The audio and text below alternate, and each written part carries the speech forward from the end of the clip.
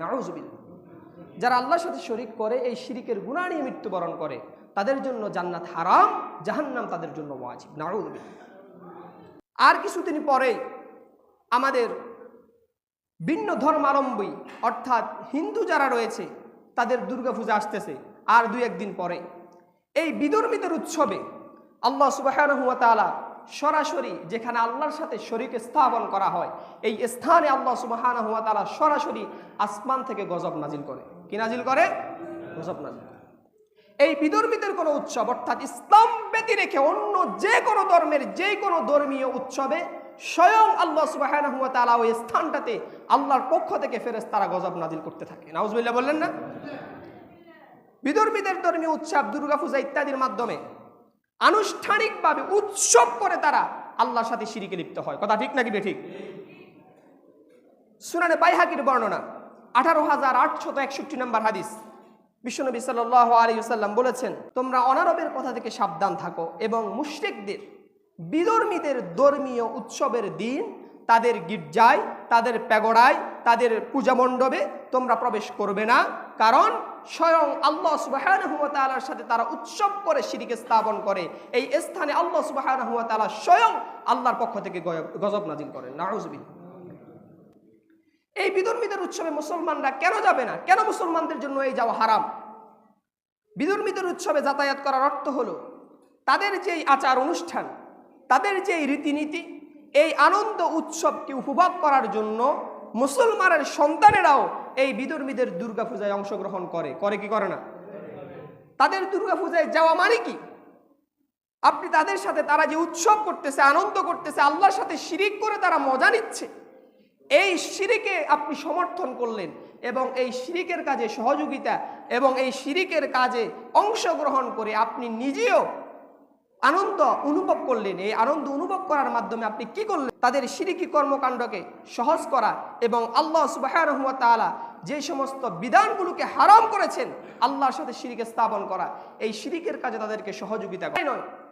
এই অন্যায় কাজে আল্লাহ সুবহানাহু ওয়া তাআলার সাথে যেই জায়গায় শিরিক স্থাপন হচ্ছে, সরাসরি উৎসব করে তারা শিরিক স্থাপন করে। আবু দাউদ শরীফের বর্ণনা, বিশ্বনবী সাল্লাল্লাহু আলাইহি সাল্লাম বলছেন, যে সমস্ত মানুষেরা দুনিয়ার জমিনে যাদের রীতিনীতি, যাদের আচার অনুষ্ঠান ইত্যাদিতে অংশগ্রহণ করবে, তাদের রীতিনীতি নিজেদের মধ্যে ধারণ করবে, কিয়ামতের ময়দানে আল্লাহ সুবহানাহু ওয়া তাআলা ওই সমস্ত ব্যক্তিদের সাথে তাদের হাসর করাবেন। নাউযুবিল্লাহ বললেন না?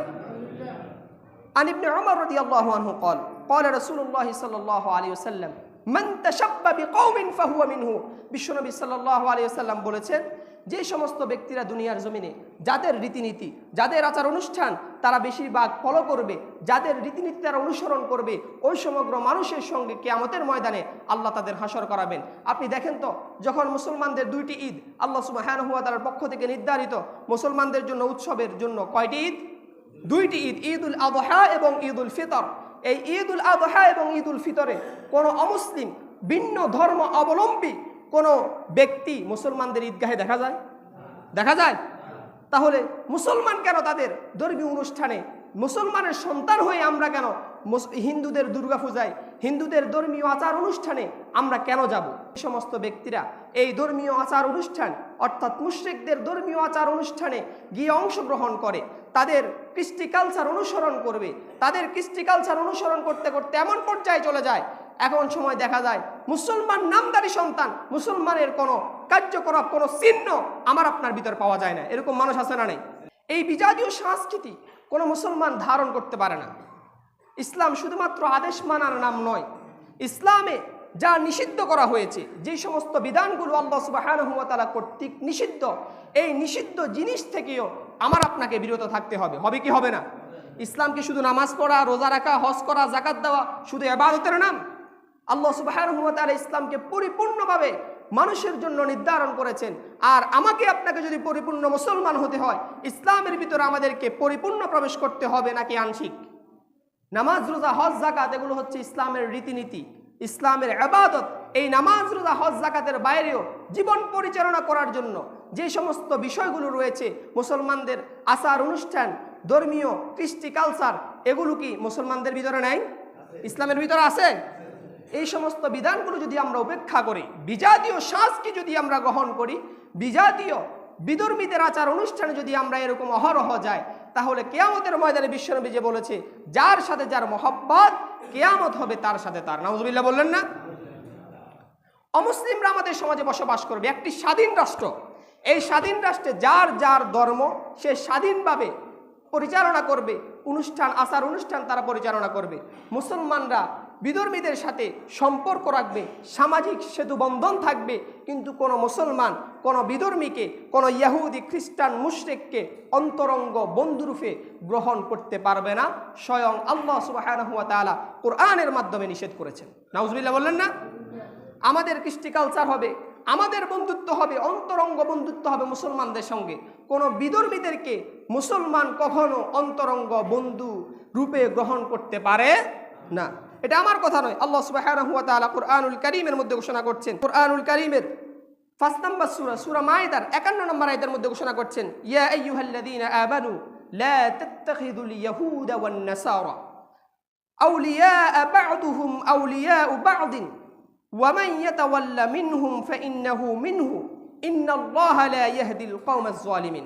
আল্লাহ রাব্বুল আলামিন ঈমানদারদেরকে ডেকে ডেকে বলছেন, ইয়া আইয়ুহাল্লাযীনা আমানু, যারা ঈমান এনেছো, যারা ঈমানদার, লা তাত্তাখিযুল ইয়াহুদা ওয়ান নাসারা, তোমরা ইহুদি এবং মুশরিকদেরকে কখনো নিজেদের অন্তরঙ্গ পরম বন্ধুরূপে তোমরা গ্রহণ করো না। নাউজুবিল্লাহ বললেন না? ওরা পরস্পর একে অপরের বন্ধু। মনে রাখবা, মুসলমানরা যদিও মুসলমানের ভিতরে বিভিন্ন দল উপদলে বিভক্ত রয়েছে, বিধর্মী যারা, মুশরিক যারা, তারা একে অপরের বন্ধু। তারা কখনো মুসলমানের অন্তরঙ্গ বন্ধু নয়। তারা মুসলমানদেরকে কখনো অন্তরঙ্গ বন্ধুরূপে তারা গ্রহণ করে না, তারা গ্রহণ করতে চায়ও না। তোমরা কেন তাদেরকে অন্তরঙ্গ বন্ধুরূপে গ্রহণ করবে? এটা মুসলমানদের জন্য হারাম। তাহলে মুসলমানদের আচার অনুষ্ঠান, মুসলমানদের ইবাদত, মুসলমানদের ধর্মীয় আচার অনুষ্ঠান মোতাবেক হবে। তারা কখনো বিজাতীয় কোনো সংস্কৃতি নিজেদের মধ্যে ধারণ করতে পারে না। সহিহ ইবনে হিব্বানের বর্ণনা, قال رسول الله صلى الله عليه وسلم خالفوا اليهود والنصارى فإنهم لا يصلون في خفافهم ولا في نعالهم। বিশ্বনবী সাল্লাল্লাহু আলাইহি ওয়াসাল্লাম বর্ণনা করছেন, হযরত আউস রাদিয়াল্লাহু আনহু থেকে বর্ণিত, তিনি বলেন, রাসূল করিম সাল্লাল্লাহু আলাইহি ওয়াসাল্লাম বলেছেন, তোমরা ইহুদি এবং খ্রিস্টান মুশরিক যারা রয়েছে তাদের রীতিনীতির সরাসরি বিরোধিতা করো। অথচ আমাদের ভিতরে ইহুদি খ্রিস্টানের কৃষ্টি কালচার মুসলমানদের ভিতরে ভরপুর। কথা ঠিক নাকি বেঠিক? আজকে বিয়ে শাদীর অনুষ্ঠান বলেন, এরপরে নিজের সামাজিক যে সমস্ত অনুষ্ঠান বলেন, সকল অনুষ্ঠানগুলোতে বিজাতীয় সংস্কৃতি আমরা আমদানি করতেছি। মুসলমানদের যে সংস্কৃতি, অনেক মুসলমান রয়েছে, মুসলমানদের কি সংস্কৃতি, কিভাবে আচার অনুষ্ঠানগুলো পরিচালিত হয়, আমরা অনেকে সেটা জানিও না। কথা ঠিক নাকি বেঠিক? এরপর আরেকটা বিষয়, এই বিধর্মীদের পূজা উৎসব যখন আসে, তখন অনেক সাধু যারা বিশিষ্ট রাজনীতিবিদ, এই রাজনীতিবিদদেরকে অনেক সময় শারদীয় দুর্গা পূজার শুভেচ্ছা জানাতে দেখা যায়। এরকম দেখা যায় কি যায় না? তারা মুসলমান, কোনো মুসলমান কোনো মুশরিকের কোনো ইবাদতে, তাদের কোনো আচার অনুষ্ঠানে শুভেচ্ছা জ্ঞাপন করতে পারে না। কিন্তু যে সমস্ত দায়িত্বশীল রয়েছে, কথা ক্লিয়ারলি শুনেন, যারা দায়িত্বশীল, যারা সমাজের নেতৃত্ব স্থানীয় লোক যারা, তাদের এই যে বিধর্মীদের আচার অনুষ্ঠান, পূজা মণ্ডপ, যদি কখনো তারা মুসলমানদের ভিতরে বসবাস করে, মুসলমান অধ্যুষিত দেশ, এই দেশে তাদেরকে নিরাপত্তা কে দিবে? মুসলমান তাদেরকে নিরাপত্তা। তাদের যে ধর্মীয় রীতিনীতি এগুলো উদযাপন করে মুসলমান কখনো আনন্দ উপভোগ করবে না।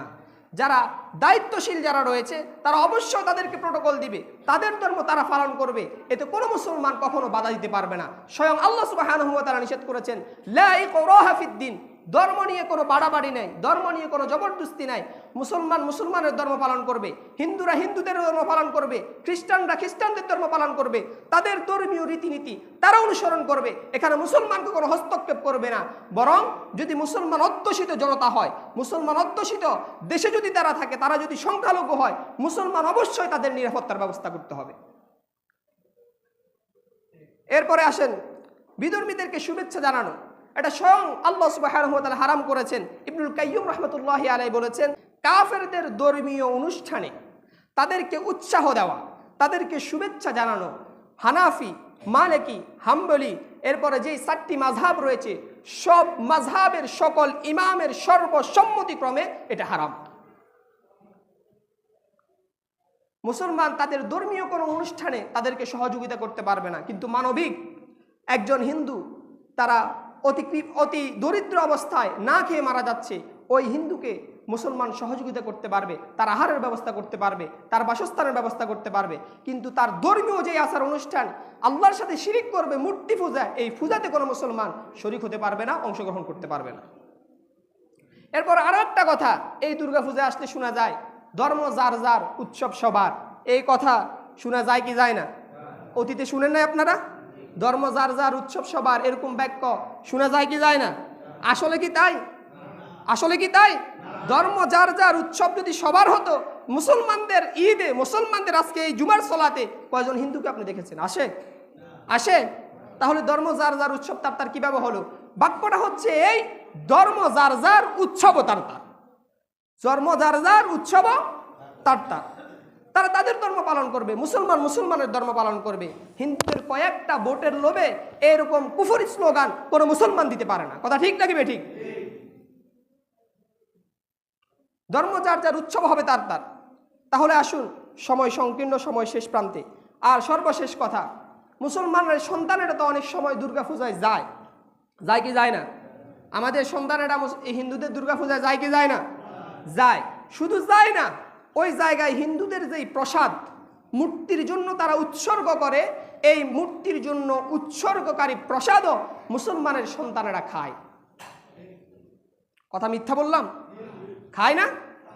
স্বয়ং মূর্তির জন্য যেই সমস্ত কিছু সেই হিন্দুরা উৎসর্গ করেছে, এই প্রসাদ, পূজার যে প্রসাদগুলো রয়েছে, এই প্রসাদগুলো স্বয়ং তারা তাদের দেব দেবীর নামে উৎসর্গ করে। এই প্রসাদ খাওয়া মুসলমানদের জন্য হারাম, হারাম এবং হারাম। স্বয়ং মূর্তির নামে তারা উৎসর্গ করে, মূর্তির নামে স্বয়ং যে সমস্ত বিষয়গুলো উৎসর্গ করবে, এটা মুসলমানের জন্য অবশ্যই হারাম। আল্লাহ ছাড়া কারো নামে কোনো কিছু উৎসর্গ করা হারাম এবং হারাম। এরকম কোনো বস্তু কোনো মুসলমান, খাদ্য পানীয় কোনো কিছু কোনো মুসলমান গ্রহণ করতে পারে না। এরপরে আরেকটা বিষয়, সতর্কতা, অমুসলিমদের সাথে আমাদের অনেকের উঠা বসা আছে। যখন তাদের বাড়িতে অনেকে আমরা যাই, দাওয়াতে যাই, অংশগ্রহণ করি কি করি না? জবাই করুক অথবা ছাগল জবাই করুক অথবা গরু তো তারা খায় না। এই মরগ এবং ছাগল জবাই করে তার যেই খাদ্যগুলো রয়েছে, গোশতগুলো অনেক সময় মুসলমানরা ভক্ষণ করে। এই খাদ্য, এই জীবটাকে তারা আল্লাহর নামে জবাই করে। হিন্দুরা কি আল্লাহর নামে জবাই করে? আল্লাহ সুবহানাহু ওয়া তাআলা কুরআনুল কারীমের সূরা বাকারার 173 নম্বর আয়াতের মধ্যে ঘোষণা করেন, ওয়ামা উহিল্লা বিহি লিগায়রিল্লাহ, আল্লাহ তাআলা তোমাদের জন্য যে সমস্ত জন্তু যা আল্লাহর নাম ছাড়া অন্য কোন নামে জবাই করা হয়, এই প্রাণীর গোশত, মাংস সকল কিছু মুসলমানদের জন্য হারাম। আল্লাহর নাম ব্যতীত অন্য কোন নামে কোন জীব যদি জবাই করে, এই জীবের মাংস মুসলমানদের জন্য হারাম এবং হারাম। কোন মুসলমান তা গ্রহণ করতে পারে না। এবার আসুন, সর্বশেষ আমাদের মুসলমানদের এখন করণীয় কি? মুসলমানরা অবশ্যই বিধর্মীদের কৃষ্টি কালচার থেকে আমাদেরকে বেরিয়ে আসতে হবে। যে এই দুর্গাপূজার সামনে আসতেছে, তাদের ধর্ম তারা পালন করবে, তাদের রীতিনীতি তারা অনুসরণ করবে, আমরা এখানে যাবও না, তাদের সাপোর্টও করব না, ওদিকে যাওয়ার মুসলমানের কোনো প্রয়োজন নেই। আল্লাহ সুবহানাহু ওয়া তাআলা আমাদের সবাইকে এই বিজাতীয়, সকল প্রকারের বিজাতীয় সংস্কৃতি থেকে আমাদেরকে বিরত থাকার জন্য তৌফিক দান করুক। আমরা সকলে বলি আমিন।